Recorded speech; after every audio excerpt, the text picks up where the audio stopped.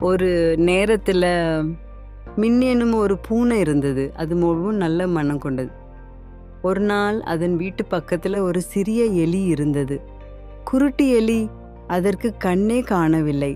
ஆனால் அது நன்றாக வீணாடிக் கொண்டே இருந்தது. முன்னால் எலிகளை பிடிக்கவே விரும்பும் மின்னி இந்த எலியை பார்த்ததும் உருகிவிட்டது. மின்னி, உன்னை பிடிக்கவே என் மனம் வரவில்லை. நீ குருடா இருக்க எப்படி வாழப்போற? குருட்டு எலி. நீ என் தோழியாக இருந்தா நானும் நிம்மதியா வாழலாமே. அந்த நாளிலிருந்து பூனை மற்றும் எலி நண்பர்களாயினர். பூனை உணவு தேடி கொடுத்து எலி சின்ன சின்ன உதவிகளை செய்து வந்தது.